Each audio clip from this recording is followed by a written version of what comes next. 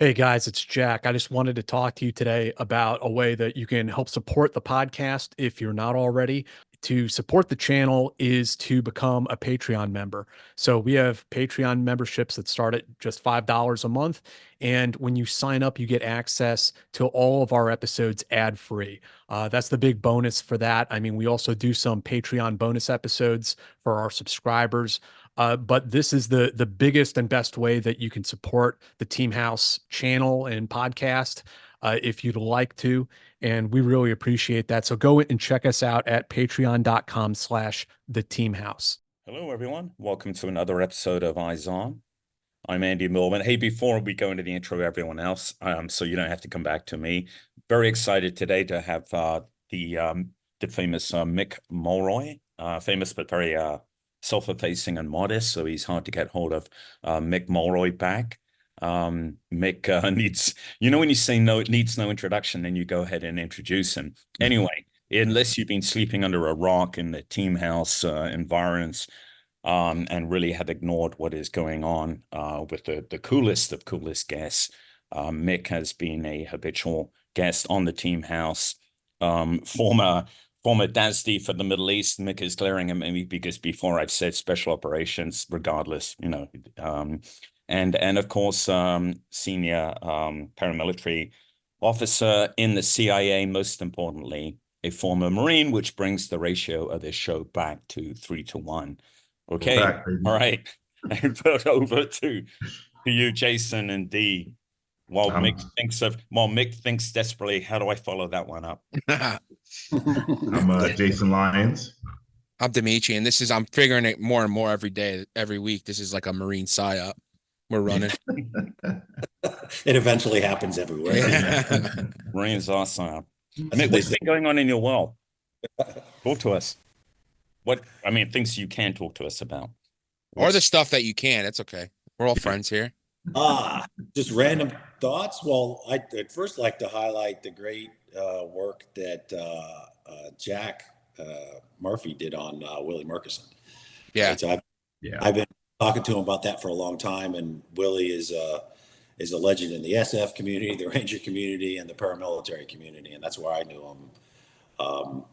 Literally, I think the first time I met Willie was in the early stages of Afghanistan, and me and another Crown Branch guy were walking across the front of Ariana, where the station would eventually be, and Willie was there, and he said, "Hey, can you guys take me up to that place called Bagram?"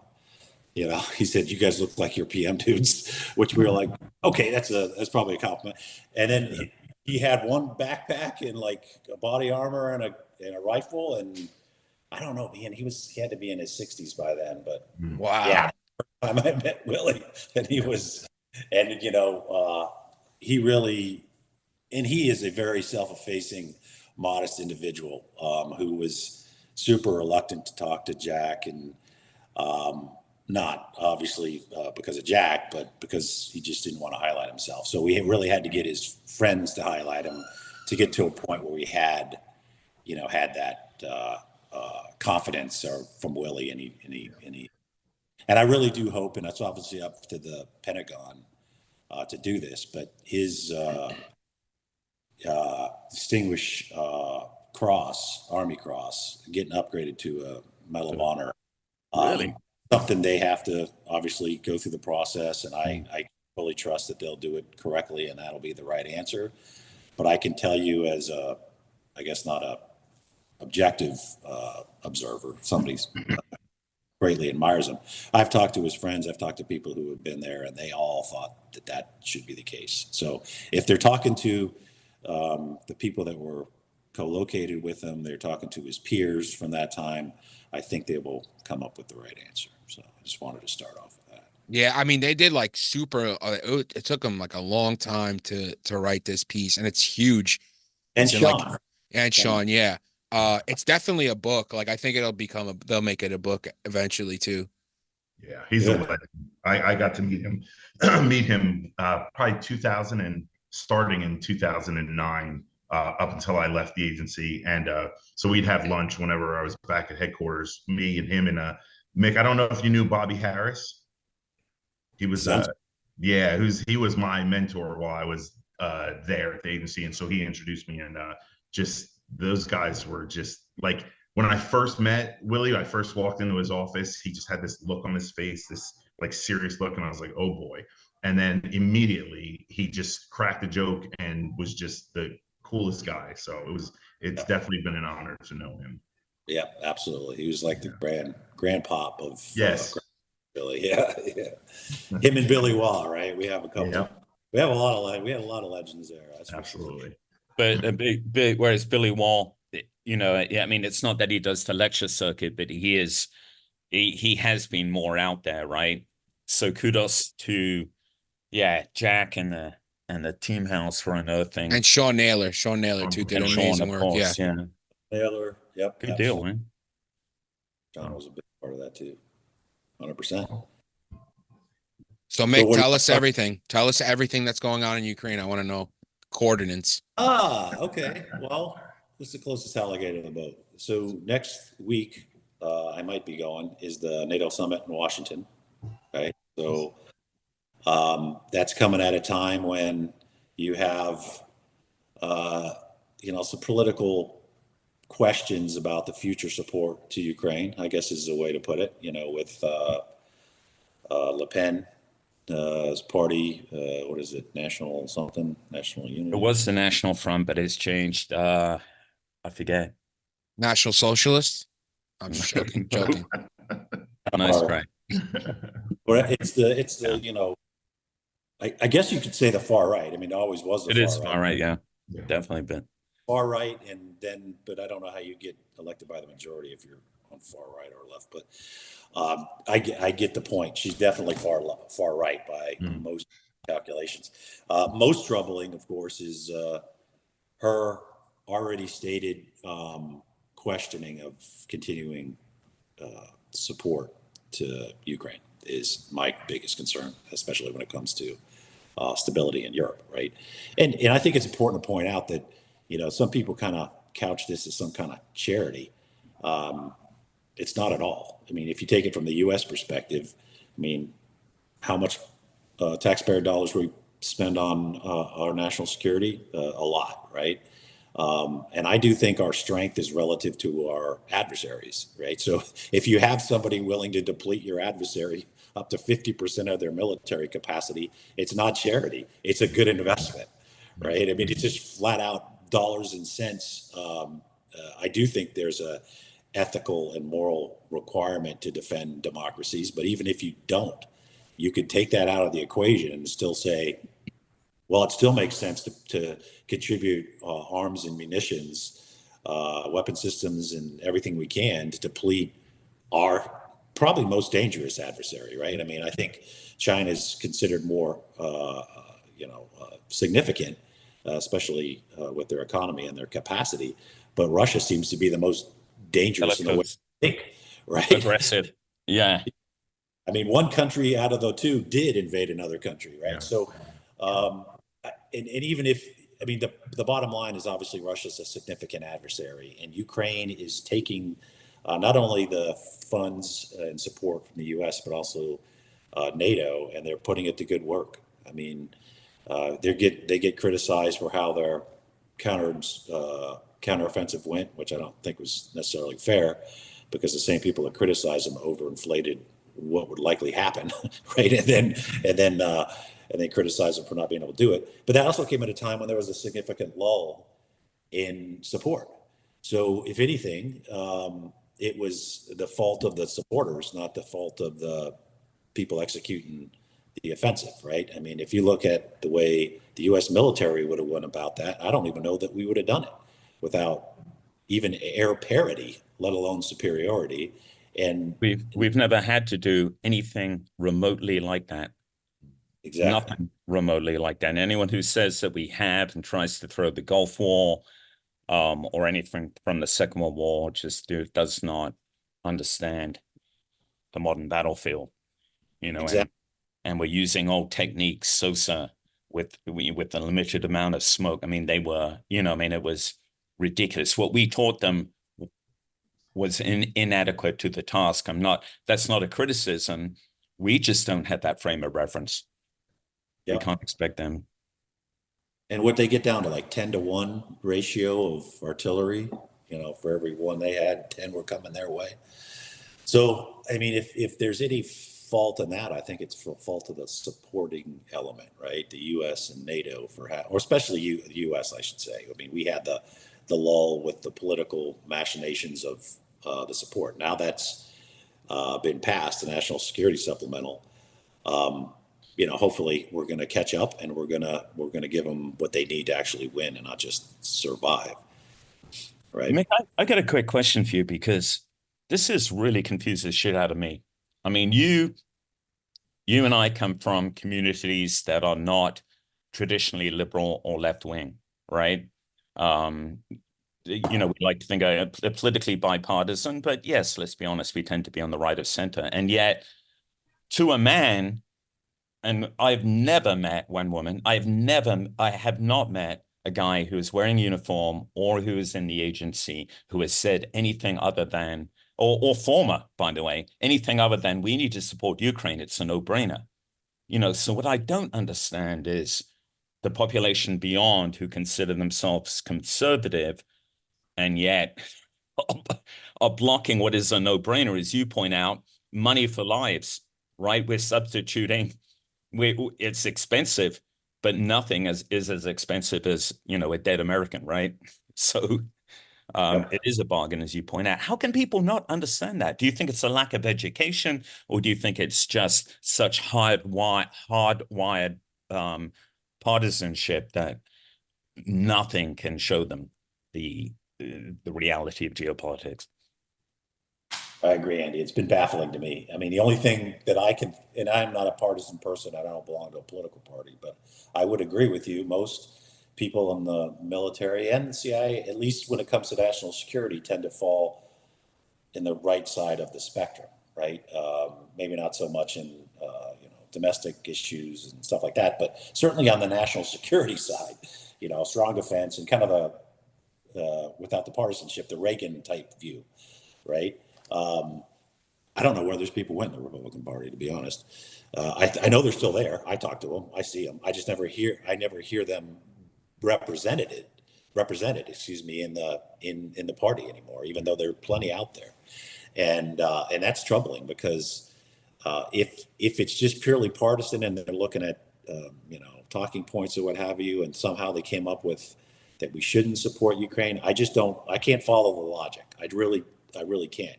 And if they think that appeasement, which has been proven to be the wrong course of action so many times in history, and not just in history, but in that part of the world, they think that's the way to go. I mean, I just can't see how they could logically get there. But I mean, I do see different political sides, so I do think I can see, even if I agree with one or the other. But this is one of those things I just don't see how they could, follow logical steps and get to the point that we should appease Putin, try to force Ukraine into ceding territory. I mean, American mentality. Can you imagine if somebody took over part of the U.S.? Yeah. Somebody came to us and said, "Give away Texas" or something. I mean, it would be like anathema, right? So I don't understand why that's the case. I do, of course, I mean, around the edges, are they spending it in all the right areas? Well, I think that should be the case for all security assistance we give. We should always audit it. We should always ensure that it's not going to the wrong places. It's not unique to Ukraine. So I don't even view that as a real argument, because the answer isn't, well, we should always do that. Whether it's going to Israel or going to Ukraine or whoever. Which we do. And they're all subject to everything from Leahy vetting to as much as we can monitoring. I get it. In Ukraine, we had a huge issue with accountability, but that was because of our own policies. I mean, you're going to pour money into a country with some history of corruption. Some of it's going to get creamed off. But at the end of the day, you haven't lost a single American soldier. It comes back to that, So at the end of the day, it's like, hey, you've got to understand this. And that is my concern. During the Cold War, of course, there was the logic of containment that was consistent, right? But we've lost that now. And my concern is not so much Ukraine or, I mean, whatever the country is of the day, but our standing in the world, because no one knows, in the discussions now in Europe, no one knows what our policy is going to be after November vis-a-vis Ukraine. And that is really concerning. NATO, right? And NATO, right? So we're having a summit. Yeah. One of the big things about the summit, of course, is talking about how Ukraine could eventually get into NATO, right? And that's going to be a touchy subject, because if they come in when they're still fighting Russia, then you'll have an Article 5 situation. So, I mean, one could argue, although you can't undo the past, is that if we would have let them in NATO when they asked 14 years ago, there wouldn't be a war going on right now. But that's again, that's water under the bridge. That's going to be one of the big discussions this week in Washington. The other one, I'm sure, which may not be on the agenda, is what's going to happen if there's a change of administrations. If is there really a desire to, I don't think you can pull out of NATO, but certainly reduce our presence, reduce our participation, and maybe even a move to pull out of NATO. I don't know. That is completely not in our interest. It's the most significant military coalition in history. And the only time it's responded to Article 5 is for the U.S. Yeah, for the U.S., right? How long was NATO in Afghanistan, right? I mean, look at it from NATO other than the U.S. Look at it from their perspective. I mean, and they were losing people too, of course, as you guys all know. The other part of that is this idea that somehow, and everybody should pay what they're required, right? The 2%, but that's in their own national defense. It's not a country club, right? You're not chipping in. So we're paying more because these guys are paying the bartender, right? We're not going to reduce our defense spending. Yeah. So everybody knows, if everybody went up to 4% in NATO, the U.S. is still not going to go, oh, you know what? We're going to reduce it. Never going to happen. We're going to fund ourselves to be able to fight on our own. We'll find some other way to waste that money. Yes, we're not going to cut our bill. So it's not one of those things, and that's how it seems to get couched. NATO is as they should, and now I think Russia is focusing their concentration here. They should pay more for their own national defense. We should have, but that is all. U.S. should lead it. We should lead NATO in becoming even more effective, to the point where Russia would never even consider attacking it. That's the best defense, is to be so strong that nobody would ever, dare mess with you. It's not to show. I couldn't agree more. One positive aspect, though, is, and I think this is independent of U.S. decisions. You've got countries like Poland really stepping up into a position of leadership. In the eastern flank, raising their GDP to 4%. Even the Czech Republic. Even countries that aren't frontline countries are all now kind of stepping up to the plate for domestic political reasons, as much as geopolitical realization that the U.S. is no longer a necessarily as staunch a partner as perhaps they previously thought. That's absolutely right. And I mean, maybe this is rhetoric. It's still not good. It says the wrong message, but nothing happens. But in the event that it's not just rhetoric and it's significant, then hopefully there'll be some voices that have influence if there is a change in administration. It can turn this around, right? And really focus the most senior leaders into understanding how significant NATO is for the U.S. and our national security. So, Mick, what are your thoughts on the recent Biden administration authorization of U.S.-built weapons use inside Russian borders? From what I'm reading, it's not as big a deal as people are making it. Then I'm reading in other places that it is a huge sea change. What are your thoughts on that? Yeah, Jason. So, I mean, again, this is another one of those hindsight's 2020. I mean, I think I would have pushed, if I was there talking to the president, to give the type of weapon systems that they needed to actually win earlier on. I understand the balance. We didn't want to push Russia to the point where they felt it was actually at war with NATO. But I think by slow rolling that, we actually prolong the conflict itself. I agree. And that same thing with the actual use of the weapon systems in Russia. And to my understanding, unless it's changed, is it's mostly, you can respond to the point of origin of an attack into Ukraine, right? So, and most of these attacks are going directly at civilian populations. So, the quickest answer to me was, well, stop shooting freaking cruise missiles at cities, and then you wouldn't get the incoming, right? I mean, it seems like that anybody would follow that as a course of action, and maybe it expands to beyond that after a while. If Russia doesn't change its its posture on withdrawing, quite frankly, then it should probably increase. But I think it was probably should have happened earlier, but it was a good decision by the administration to allow them to do. Mick, do you know if the British and the French have put similar restrictions on Ukrainian use of Storm Shadow and Scalp missiles in particular? So I heard, and I do some informal advising with another group of folks to the MOD over there. I heard that they don't. The French don't. That said, the same Le Pen interview I just read about support to NATO said she would not allow them to use French systems at all in Russia. So that could be going from having a more expanded under Macron's policy to be able to do things beyond just what they could do with, at least from the French side, the French systems, to not being able to use them at all in Russia. So that'll just make ours more important for them to be able to use. Absolutely. And I would say, I mean, if you've read the 10-point plan of Zelensky, it's all reasonable, of course.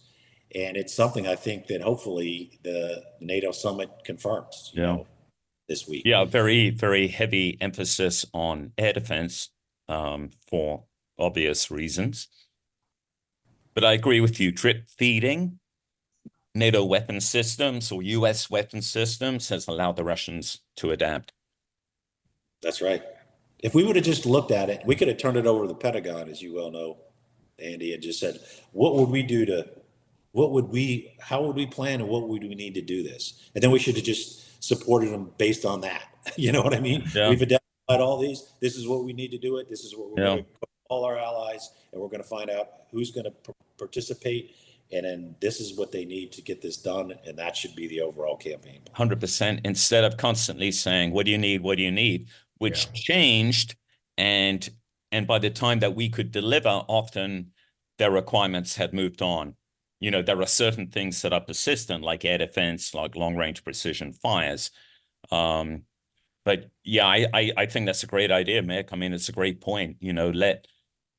We're providing all this stuff, so let us do some analysis and help the Ukrainians at the same time ensure that what we're providing has a definite purpose and is being used in a coherent way, in a coherent campaign. Exactly. And then to support them wherever we can on the ground, intelligence-wise, whatever they need, right? Because the best way to get this done is to win. You know what I mean? Is to push Putin to such a place that he either starts withdrawing en masse or comes to the table with something that the Ukrainian people can accept. And it should be up to them, right? They're the ones, it's their country, and they're the ones that have been doing all the fighting and dying here. So, I mean, I think their allies, including the U.S., should support them in what they're willing to accept and what they're not willing to accept. It's the perfect opportunity for a light touch approach, right? Unfortunately, we go black and white. We say black or white, in a sense. We say, okay, we're either all in, boots on the ground, and then we flood the place, right? Or we restrict it totally. No one's going in there. No one's going anywhere near or remotely near the line of fire. And now we've restricted ourselves and cut off all opportunities for useful use of proxies or in order to to further our own goals. We just aren't learning from our adversaries. And I don't mean to get on the bandwagon, but to your point, yeah. Mick, I mean, as you know, a consistent paramilitary presence with sources all the way through. would have been enabled a really consistent and escalating in a good way on the Ukrainian side campaign. But I think we really stymied ourselves by having kind of this blanket prohibition of having USG guys on the ground. And I think we have to relook at that again, that it was an absurd reaction to over perceived risk, and it prevented us from really leveraging to good, our special operations forces, as we keep saying we're going to do. When push comes to shove, we pull them all out because we're scared they're going to get hurt. The same thing goes for agency paramilitaries.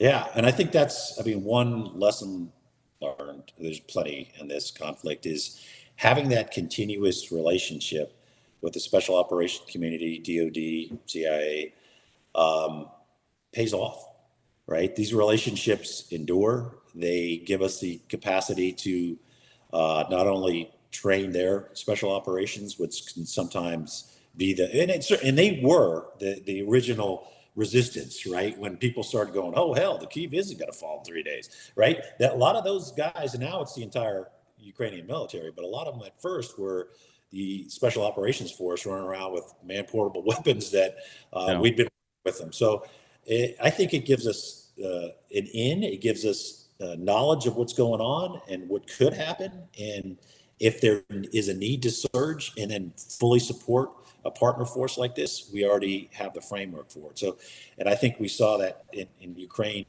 for sure. And it does, quite frankly, show whichever adversary decides to attack our partners that the U.S. is there. One of the, not to get off on a historical story, but a story that was told to me when I first got to GB, if you think back in the Peloponnesian Wars, the Spartans and the Athenians had allies all around the Mediterranean, right? And one of the Spartan allies was which is now in Sicily, and they were losing pretty dramatically to a Athenian amphibious force that landed there, and apparently the Spartans only sent, I think, 5 or 6 dudes, right? And one of them was a general, and you could tell by the way the main went. And apparently, according to the person that told me this in GB, who like me was somewhat of a history nut, when they just saw the Spartans in their scarlet capes on the top, it totally changed the battle, right? They didn't even know there's only 6 of them, right? But they saw them, they said, "Holy crap, the Spartans are here," right? And I always thought of that when it comes to, especially all U.S. military, but especially the special operations components, right? They have so much more effect on the battle space than their numbers. Yeah. So when they look up and they see those, Green Berets, those SEALs, those MARSOC Raiders, there's even just the rumor of them go being down the list, right? Yeah. Right. It's almost like seeing those Spartans on the horizon up on the ridge line. I think that does provide a lot of power of the United States. It's hard to calculate, but it is exponential. Absolutely. Mick, I hate to bring you back to an area where you devoted so much of your life, but after discussing Ukraine, which is already always top of my my list, but what about the Middle East? I mean, can you give us just a quick wrap up and solve everything in say 20 seconds? Yeah, no, you have a few cocktails and you think you solve that every night, and then you can't remember what the answer was, right? Yeah, so I just got back from there. I am involved. I might speak for the group I'm part of, but we are involved in the humanitarian effort into Gaza, the Maritime Corridor. That's very specific, but of course I cover it for ABC nonstop. So I think right now we're seeing Prime Minister Netanyahu. He's supposed to be here this month. It's going to be a pretty busy month in DC, and it looks like he will stop by the White House, and then he'll go give a joint speech to Congress. I think it's become, policies in politics is always somewhat together, but now we're seeing it like essentially completely merge on both sides, right? So you have the Biden administration talking to people like Benny Gantz, who is a more moderate individual who's likely to be the biggest contender for the prime minister against Netanyahu whenever that happens. And he's very popular in the U.S. and for good reason. He's a very competent former chief of staff of the IDF general, and was the defense attaché to the U.S. from Israel. So he's not only known for his reputation, he's known personally. But so the Biden administration is talking to him, which obviously Netanyahu doesn't like too much. And now Netanyahu is going to go and obviously talk to senior Republican leaders on the Hill. And he's been, I think, a bit critical, although I don't know if it was warranted, on the delivery of weapons and munitions to Israel this time. So you're kind of seeing the politics and policy merge. On the Gaza side, I think, unfortunately, the biggest proponent of a ceasefire in these negotiations is not one of the components that can actually ultimately make the decision, right? If that makes sense. So it's the U.S., right? The U.S. is like, at any means possible, passing the UN, and I don't disagree with it. It needs to happen, but there is reasons that Israel will, or at least Prime Minister Netanyahu will not accept it unless he can be sure that he can continue the war till his military objectives are met, right? And there's a reason for Hamas not to accept any ceasefire that can then be turned around and they can go back into hostilities. They don't want to give up any of the hostages. Every time they do, they consider themselves weak, and it's pretty clear that Hamas could care less about the civilian population in Gaza. So it's really just about Hamas and the Hamas leadership. So I think, even though it's not publicly said, that from the Israeli side, they think they just continue on. They're moving into phase 3, more counterinsurgency centric, that they can just put more pressure directly on the Hamas leadership, like keep tracking them down. And when they come close, then all of a sudden you'll see Hamas begging for a ceasefire, because that's what they care about. Yeah. Right. So I think that's what they think. And then politically, they might see a change in administration and believe that they would have more leeway than they are getting under Biden. And then Hamas ultimately wants to survive past into a ceasefire. And by survive, I mean their leadership. I don't think they care too much about their troops. And they obviously don't care anything about the civilian population there, in my opinion. So what I was going to ask you too, as we look at this, I mean, it just seems insoluble, right? Because there's just no alignment of all interests, even within the Israeli cabinet. But the interesting thing, I think, is that there is a not growing, but it's already huge segment of the U.S. I mean, the Israeli population. They've long been disillusioned with Netanyahu, and now they see Gantz as kind of their champion, with the goal of freeing the hostages. In other words, they want to see freeing hostages front and center. And now you notice Gantz is kind of talking that way too, right? He's even implicitly criticizing Netanyahu. So I guess my question is, what do you think about the prospects of there being kind of an internal cabinet coup or reshuffle, right, led by Gantz, obviously opposed by Smotrich and Ben-Gvir? We do pay a bit of attention because it does affect our operations there. And I think, if you look at the recent law adjustment, which requires Orthodox to serve, and I'm not Israeli, but to be frank, to see a bunch of older males walking down the street protesting that they have to be drafted when they have 18 and 19-year-old kids that, would rather be doing their art major, men and women, young men and women being drafted is kind of an embarrassment. It's like, hey man, I'm not sure why you think you're so special, but and that's more important than what Mick thinks.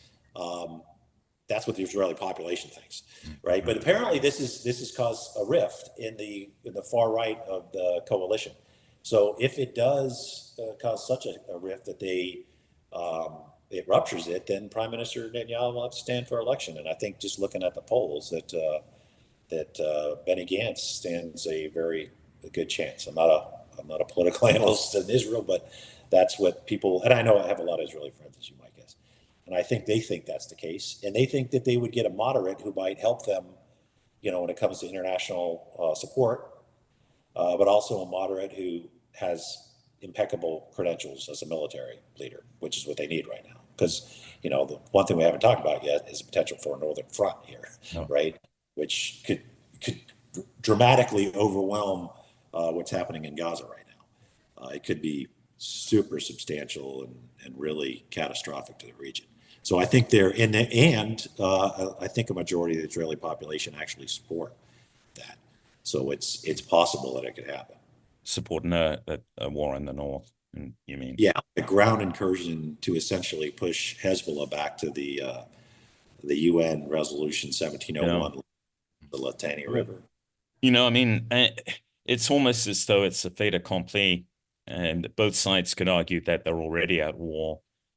I was up in the north last week. I think it was Thursday, and there was something like 200 rockets came across. It was Wednesday or Thursday. Right. Drones, and you could see the fires. You can see the smoke, at least a lot of the fires all along. And 60,000 people evacuated, on the Israeli side. And then Hezbollah has lost 9 or 10 brigade commander level guys. And then most recently, NASA, not, no relation to Gamal, NASA, but, they're losing some brigade level leadership. And now they're losing some of their guys who were there at the beginning, right? Right, the old guard from the early 80s, and there's only about 4 or 5 of them left, along with Nasrallah. So it looks almost as though that the Israeli government is pushing. They on one perception they're doing this to antagonize, to push Hezbollah to the point of war, but other people are saying within the IDF, hey, look at the guys we're killing. Until NASA, these are all brigade level guys. They're not top level guys. We're still playing within the rules of the game. Right. That's right. Wait, so do you think Nasrallah? What do you think? I'm not suggesting that you're a Nasrallah whisperer, although that was your nickname. What do you think? What do you think he's thinking now? What do you think he wants? I think there's probably a lot that he's taken into account. He's thinking, is Iran really going to back me if this actually kicks off, right? Because they're like the original proxy group, and apparently they're gold star. But it's pretty clear to me that and we just saw some pretty interesting shifts in elections in Iran, right? Yeah. I don't know if I totally expected that. Right. Moderate in as the president. Yeah, right. So, and then if you're Nasrallah, you're thinking, okay, did I pick a fight with the biggest dude on the block being the Middle East, and then my big brother has decided that he is not going to come to my support? There's that, right? And yes, and they're making all the rhetoric that there's no rules of engagement, which means they're going to target the Israeli civilian population, which they have been the entire time. So no newsflash there. I do think the U.S. is doing everything we can to mitigate this from happening. Part of that is the ceasefire in Gaza, right? So if there's a ceasefire in Gaza, it'll probably reduce the tensions with Hezbollah. They say so, that it will. And then it really does come down to whether the Israeli population believes it's safe enough to go back, right? Because I think you said it was around 60,000 people. I think that's right, that are displaced. And that doesn't necessarily mean Hezbollah has to be pushed back to the Litani. It all depends on what they're doing, right? So if they're not launching rockets and missiles nonstop, then, and the Israeli population believes that they won't start, then they would be able to go back. If that's the case, this could be, I think, avoided. If it's not, then I think from the Israeli perspective, they're eventually going to have to bite the bullet and do some kind of ground incursion And that would be bloody, ugly for the IDF, of course, and for Hezbollah, of course. But it also could really, I mean, the precision guided munitions, you hear different stats, but to say the 150,000 rockets and missiles stats is accurate. I mean, I saw one, I think, pretty accurate report that the Hezbollah could launch 3,000 mostly precision guided missiles a day for 30 days. Right? I don't know any air defense system that could withstand that iron. So the U.S. would likely have to get involved militarily, at least, to mitigate these threats from the air. As soon as that happens, then this is now more than just a conflict between Israel and Hezbollah. It could be between Israel, United States, Hezbollah, Iran, and Iran's could launch all sorts of barrages like they already have. You're seeing, proxy forces from Pakistan, Afghanistan, Iraq, Syria, Yemen, all saying they're going to side. I don't know what that means necessarily, but I guess if they needed more fighters, they could surge there. It would be much more significant. And Hezbollah claims they have 100,000 fighters, right? So even if that's exaggerated, it's certainly much more than Hamas had. So it would dwarf the current conflict in Gaza, and it would just add to an incredibly tense situation in which Israel could feel like it's completely up against the ropes at a time when Iran starts racing toward gaining a nuclear weapon. So nothing that anybody wants to see in the Middle East. And you mentioned the rockets and missiles, which has been a problem set that we've all been focused on. Not all. I mean, I'm sorry, that was very a lazy collective noun. But I mean, as far as in the special operations community, and you remember, I mean, generally within DoD focused on Hezbollah, but mostly in the soft community. But now it's not just the rockets and missiles, it's the drones.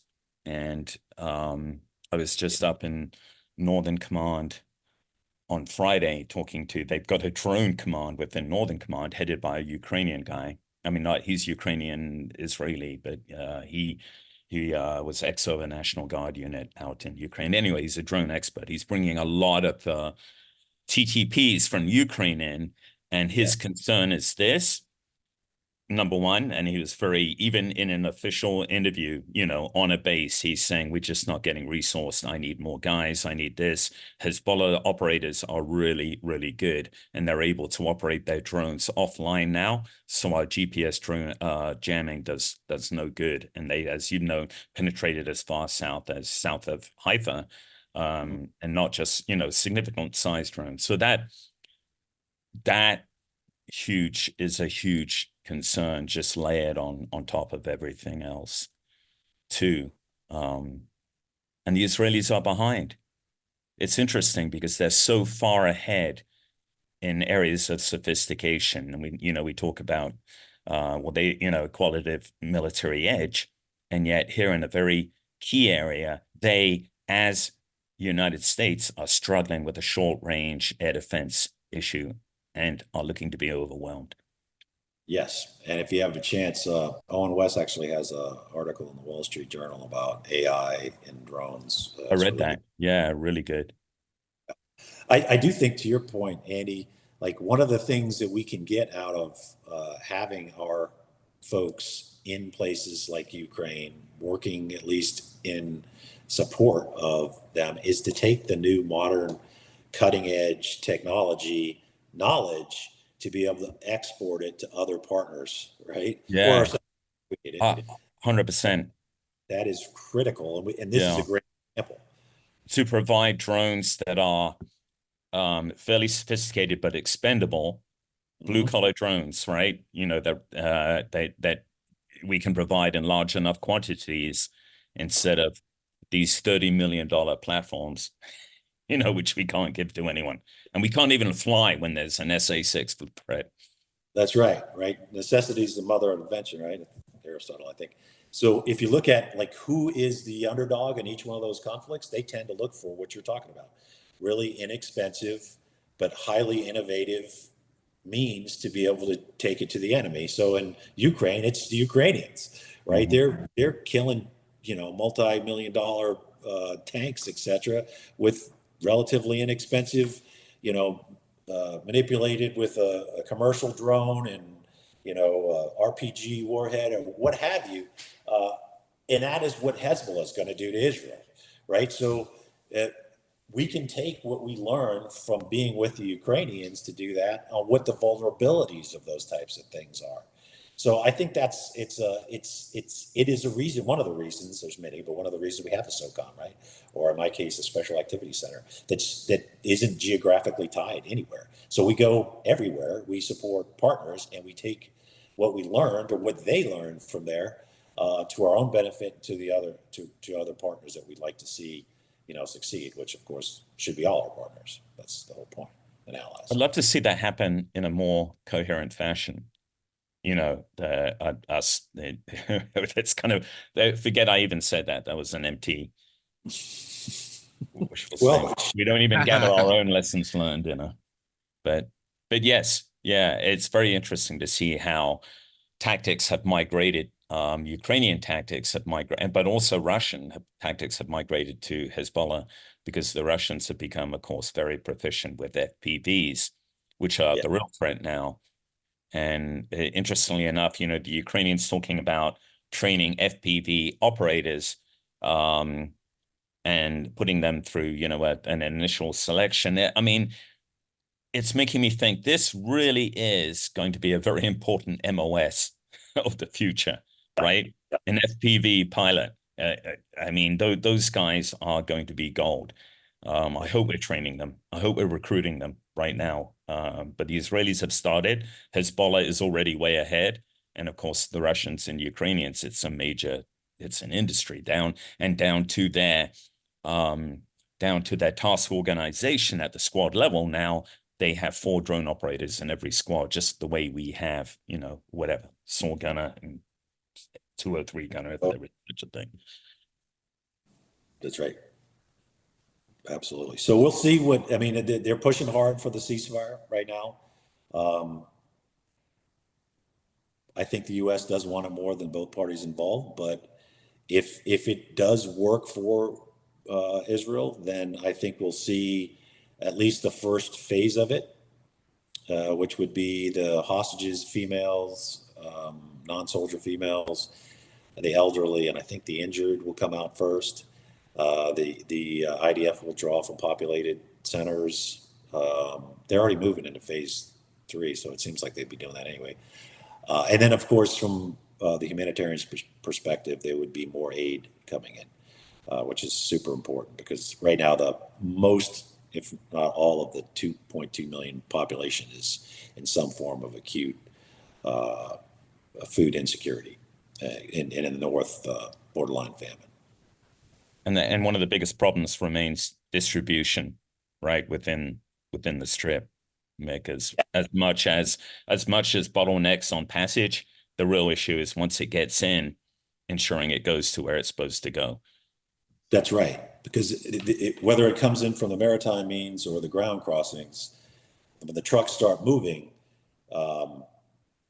they often don't get to the further away communities, because every community has to go through is also starving, right? So they're getting loose, right? And it's a problem all across the board, but the easiest way, none of it's easy. Let me take that back. The best way to solve that is to flood the zone with aid, so that parents can see that, okay, there's a lot of food coming in. It's being stored at these facilities. I'm going to be able to feed my kids tomorrow. So I'm not going to have to bum rush a speeding truck, right? That's what I think's needed there, and it needs to come from every direction, ground, maritime, and to a certain extent air, although that's really expensive. But there's some places up there where air is the only way to reach it, right? So that's what's going on right now with that. And I certainly hope that if there is a ceasefire, that there is a opportunity to flood the zone with food and really critical medicine, because Hamas is obviously a despot, horrible terrorist organization, but little kids in Gaza deserve to be treated with dignity, respect, and certainly get all the things they need for life sustainment.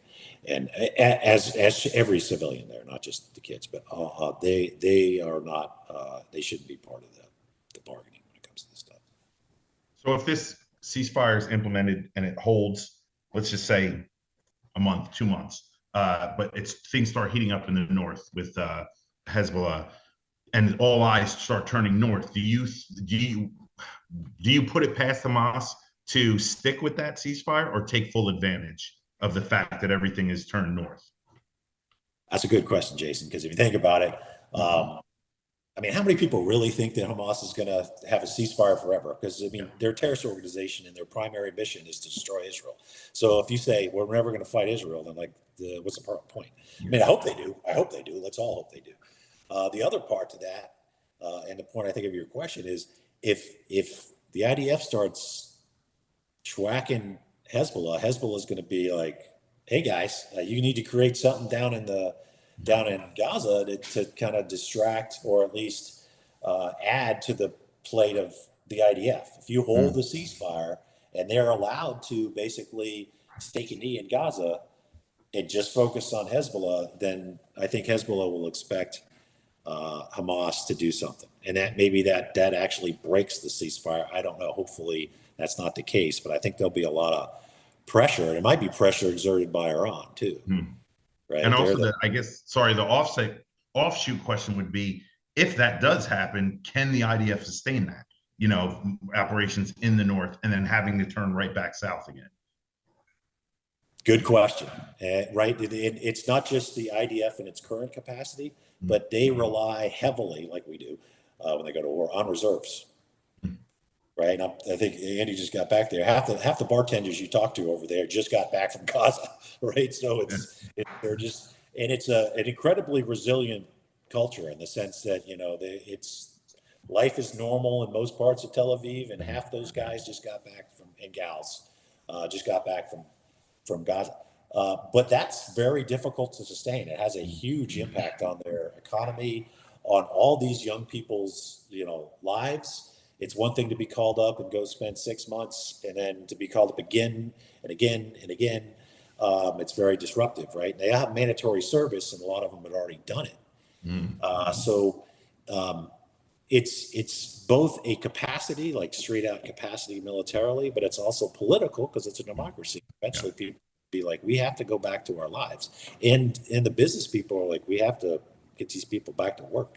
I was just going to say, I was just thinking, like, what if that 18 or that 19, 20-year-old kid who's done 2 pumps, you know, 2 tours up in the north and in the south, what if he says, I'm not going? I've done it. I'm not going. What happens? Right. And the irony there, not to get too delved into their politics, all this is change we talked about it, is a lot of these far right folks that, quite frankly, are pushing for no ceasefire and new fronts are the very people that aren't required to serve. Right. So, you know, from that 18, 19-year-old kid that just wants to go be a music major at the University of Tel Aviv or something, this is starting to get frustrating. Yeah. And I don't say that as just a guess. I've talked to them, right, when I'm there, and they fully support their country. Obviously, they all want their hostages back, as everybody should. But they're starting to see that this is an uneven obligation, I think. And I'll not speak for every one of them, but that's a consistent theme. They didn't seem to have any problem serving, but if this gets drug out, they're going to want to see a lot more people serving, and not just them. Mick, tell us where we can find you. Tell us about the Lobo Institute, everything you guys are working on. Oh yeah, so the Lobo Institute is essentially a association of people that have worked in the conflict sphere, from the military, from the intelligence, but also from, you know, the UN, from the Peace Corps to NGOs. And we've done things like we've worked for the UN in Yemen. We've worked with the State Department on a humanitarian issue in Afghanistan. We're doing this humanitarian corridor for a group called Fogbo. We do a lot of those type of things, and and we also have an NGO that deals with the use of ending the use of children as soldiers. And we had a documentary on that. should go find the book and do a shameless plug, but I don't have it here. It's in there. There was an author here in Montana, a great author, wrote a book on it, and it's helping fund our NGO, which is called In Child Soldier. So that's, I mean, in a nutshell. And we do tactical training, which keeps us engaged with SOCOM up here in Montana, which is, I have to say, one of the most fun things we do. And as you guys might notice, it seems like those guys just keep getting younger and younger. But those, we're across the board, but we primarily focus on humanitarian issues and conflict zones. Great. Yeah, I'm going to throw the link in the description for the Lobo Institute. Excellent. Boys, anything else? Andy? That's as always, it's been awesome. been great having you on, Mick, and Yeah. and chatting with all of you. Same. Guys, don't forget to check out the Lobo Institute, obviously. Also, check out our Patreon, patreon.com/theteamhouse to help support the show. Andy Milburn, Colonel Andy Milburn, his Substack, his Twitter, all the links are in the description, so check them out there. Thank you, guys. It's by my book.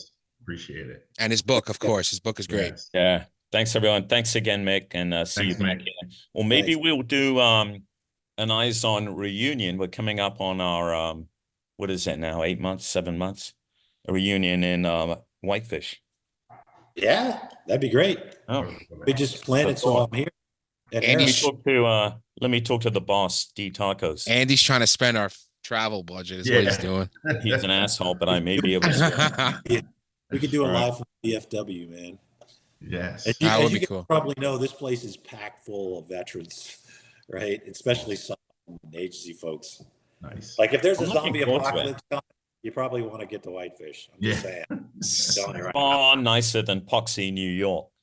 All right. All right, fella. All right, All right. gents. Thanks, guys. Yeah.